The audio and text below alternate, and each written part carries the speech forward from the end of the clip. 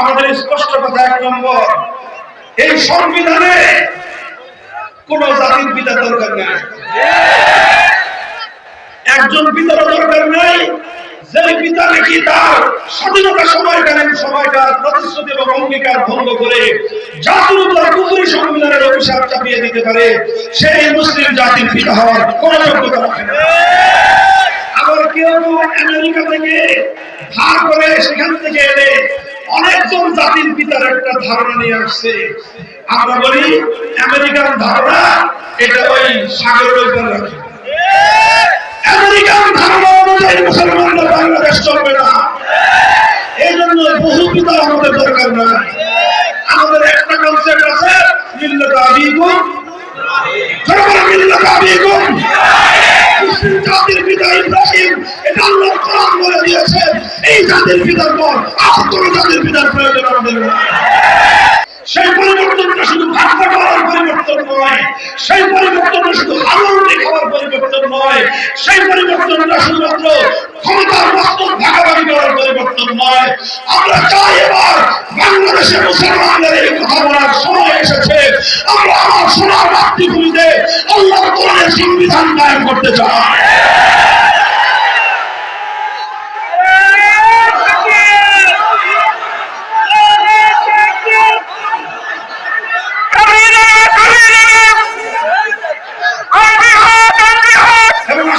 সকল মুসলিম জনতা আমার কথা হৃদয় দিয়ে উপলব্ধি করবেন, হৃদয়ের মধ্যে কথাটা গেঁথে রাখবেন। আমাদের স্পষ্ট কথা, 1 নম্বর, এই সংবিধানে কোন জাতির পিতা দরকার নাই, একজন পিতার দরকার নাই যে পিতা নাকি তার স্বাধীনতা সময়কার প্রতিশ্রুতি এবং অঙ্গীকার ভঙ্গ করে জাতির উপর কুফরি সংবিধানের অভিশাপ চাপিয়ে দিতে পারে, সেই মুসলিম জাতির পিতা হওয়ার কোন যোগ্যতা রাখে না। আবার কেউ আমেরিকা থেকে ধার করে সেখান থেকে এলে অনেকজন জাতির পিতার একটা ধারণা নিয়ে আসছে। আমরা বলি আমেরিকান ধারণা এটা ওই সাগরের উপর রাখে, আমেরিকান ধারণা অনুযায়ী মুসলমানরা বাংলাদেশ চলবে না। এই জন্য বহু পিতা আমাদের দরকার নাই। আমাদের একটা কনসেপ্ট আছে, মিল্লাত আবিকুম মিল্লাত আবিকুম, মুসলিম জাতির পিতা ইব্রাহিম, এটা আল্লাহর কোরআন বলে দিয়েছে। এই জাতির পিতার পর আর কোন জাতির পিতার প্রয়োজন আমাদের নেই। 1 নম্বর কথা। 2 নম্বর কথা হলো, পদে পদে যেন এভাবে আমাদের আল্লাহর কোরআনের সঙ্গে সাংঘর্ষিক কার্যকলাপে লিপ্ত হতে না হয়। এভাবে যেন আমাদেরকে আল্লাহর আইনের বিরুদ্ধে গিয়ে মানব রচিত আইনের দ্বারা যেন আমাদেরকে শাসিত হতে না হয়। আর এভাবে মানুষের তৈরি আইনের কাছে বিচার চাইতে গিয়ে হাজার হাজার লক্ষ লক্ষ কোটি কোটি মুসলমানের ঈমান যেন খতরার মধ্যে না পড়ে। আমি শুরুতেই কোরআনের আয়াত বলেছিলাম যে দেখেন আল্লাহ বলেছেন, দেখো যারা বলে আমরা ইমানদার, ইমানদার বলে দাবি করো, আবার মানব রচিত আইনের কাছে তুমি বিচার চাও, কোশ্চেন দিলে হতে পারে না। এখন আমাদের সমস্যা হবে যে আমরা বিচার চাইবো কোথায়? মানুষের আইন ছাড়া তো বিচার করার কোনো জায়গায় দেশে নাই। কথা বলেন, আল্লাহ আইনের বিচার চাওয়ার সুযোগ এখানে নাই। তাহলে এই দেশে মুসলমানদের ঈমান এবং ইসলামের রক্ষা করবে কিভাবে? এই জন্য ইসলাম আর ঈমান আমরা পরিপূর্ণভাবে এই দেশে পালন করতে পারি না। যত বড় হুজুর হন, যত বড় জুব্বা গায়ে দেন, যত বড় পাগড়ি পরেন, যত টাকা দফন করেন, আমাদের এই দেশে থেকে পরিপূর্ণ ঈমান এবং ইসলাম পালন করা সম্ভব নয়। এই জন্য যেহেতু প্রতিনিয়ত আমি আপনি আমার আশপাশের লোকজন তারা নানা রকম ইসলাম এবং ঈমান বিরোধী কার্যকলাপের সঙ্গে ইচ্ছায় হোক অথবা বাধ্য হয়ে হোক জড়িত হতে হয়। এই জন্য এখন কি বাংলাদেশে এমন একটা সময় আসে নাই যে আমরা সম্মিলিত ভাবে আরেকটা ঝাঁকুনি দিব, আর ওই ঝাঁকুনি হবে আল্লাহর জমিন থেকে ইসলাম বিরোধী সমস্ত ধারাগুলোকে বাতিল করার ঝাঁকুনি। তুলতে হবে। এবার বাংলাদেশের সংবিধানে একটা ধারা সংযোজন করতে হবে। সেই ধারা হলো কোরআন সুন্নাহ বিরোধী যত আইন থাকবে সমস্ত আইন বাতিল হবে, সমস্ত আইন বাতিল হবে।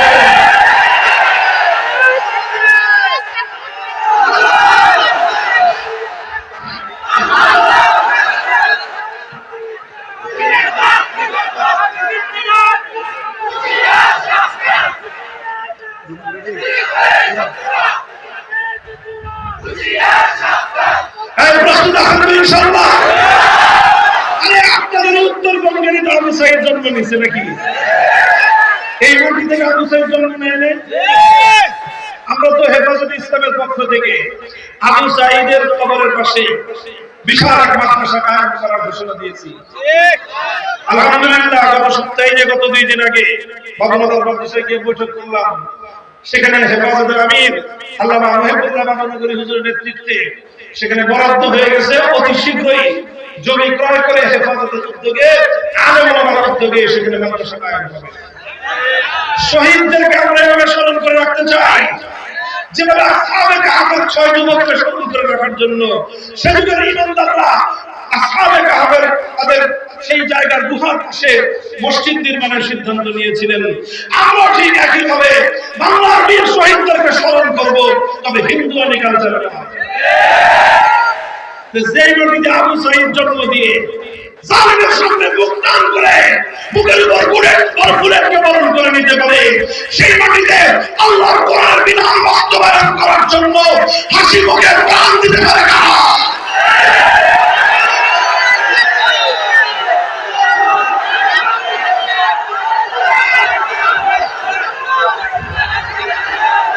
ইনশাআল্লাহ আপনারা প্রস্তুত হন। আমি আগেও বলেছি 5ই আগস্টের বিপ্লব এটা ইসলামী বিপ্লবের সুবহে জাদিদ।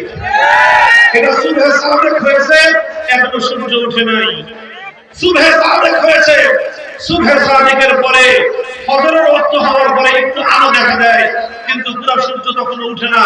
সূর্য ওঠার সময় ঘনায় আসে।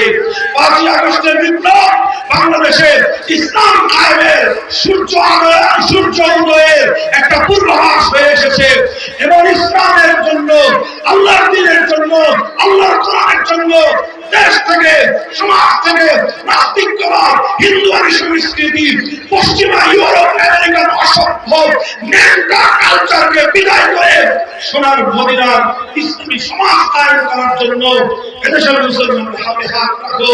ইনশাআল্লাহ এই ইসলামী শক্তিকে বানানোর কোন শক্তির সঙ্গে বাংলাদেশে হবে। ইনশাআল্লাহ প্রস্তুত থাকবেন তো? এই জন্য ওলামায়ে কেরামকে সাহসী ভূমিকা রাখতে হবে, অগ্রণী ভূমিকা রাখতে হবে। সকল আলেমরা নয়, কিছু আলেম তালিমের কাছে থাকতে হবে, কিছু আলেম দাওয়াত এবং তাবলীগের কাছে থাকতে হবে, কিছু আলেম তাজকিয়া তাসাউফের খেদমতে থাকতে হবে, আর কিছু আলেম মাথায় কাপড়ের কাপড় বেঁধে ময়দানে নামতে হবে।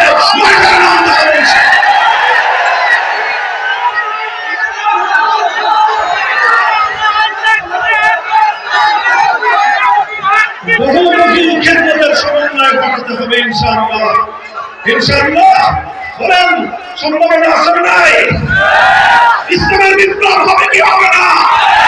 আল্লাহর রাস্তায় হবে কি হবে না?